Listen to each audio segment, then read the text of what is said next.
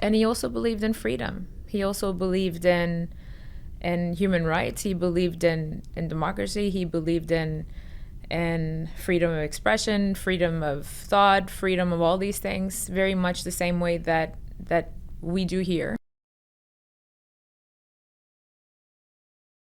Let me ask you about this last week, because it was the precipitant to talk to you at this point today. This provincial karate selection event, I guess it's a competition that happened here in Canada. Yeah. And you and your students and your team dedicated your participation to Mohammed Mehdi Karami, who was, of course, executed last month. Tell me about the decision to do that. You're wearing the T-shirt today, I am, yeah. And we saw these images went viral of your competitors, some of the kids and some adults wearing these T-shirts. Tell me about how this came together. Our community, to a greater extent, I mean, within our martial arts school, has been, I don't want to say everybody, but the majority have been quite active and either, posting things on social media, attending the rallies and protests that we've had, in Toronto. And we started a petition, as you said earlier. We got close to like 11,000 signatures for the petition. The petition was specific to Mehdi Karami. Yes, it was. Once we understood that, there was a sham trial and he was only given 15 minutes to defend himself in the absence of a defense attorney, all these things. I mean, these are things that we just can't comprehend over here. Like, it seems unreal that these things would happen in this day and age. And, I think for the kids at the dojo at our karate school, they could relate to him. This is somebody who is doing the same sport that they love. And so there was already some very strong sentiments about this situation, and some of the parents organized this event, to kind of like, let's use this platform to raise awareness and to show our solidarity with him and his family, and for his cause and what he stood up for and what he now represents. And sorry, 2 steps back. The martial arts in particular, combat sports of all kind of sports, is quite popular in Iran. Yes, right? Yes. So it's natural that there's a connection for. And are most of the people in your dojo Iranian, or the majority are? The majority are. Yeah. So there was already an affinity with this sport and Iran. And when you say these kids identified with Mehdi Karami, it's because this is it a sport that Iranians in particular excel at as well? Maybe. I mean,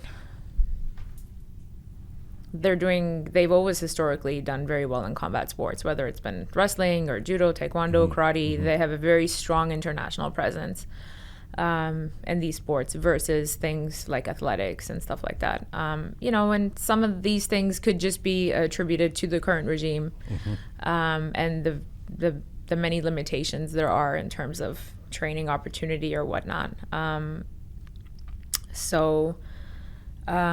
And I don't want to say that it was just limited to this one person. When like Masa and Nika and Keon and all these kids who've been like taken, there was like everybody was heartbroken. But Mehdi Karami, you're wearing his T-shirt. Yeah. I fight for Karami. I fight for Azadi is what it says. What have you learned about him? And his, sadly, his short life before he was executed last month. It was shocking and disgusting and outrageous and all of those things for all of us. But you're this fellow athlete, this person that inspired you guys to do this competition for him. What have you learned what do you know about him and his life and who he was? At a personal level, not very much, but he was a young athlete with lots of aspirations to become one of the best in the world one day in the sport that he loves, which is something that everybody at our dojo can relate to.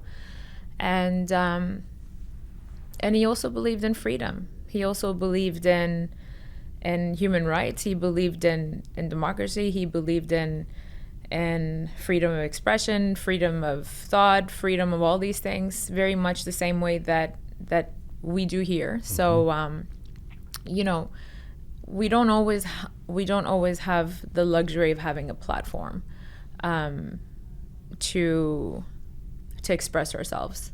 But the fact that there was somebody within the martial arts community, within the same sport, and there was this very recent tragic event, and we basically wanted to use our platform to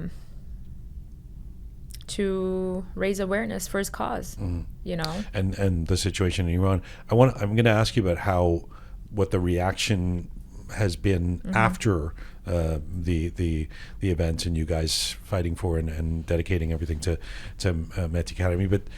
But just tell me, at the provincial meet itself, at the event, what kind of reactions were you getting from other teams or other competitors or the provincial judges? I don't know. Because I'm assuming this type of thing is not normal, that a team comes and asks for a moment of silence and wears a T-shirt and dedication. Absolutely not.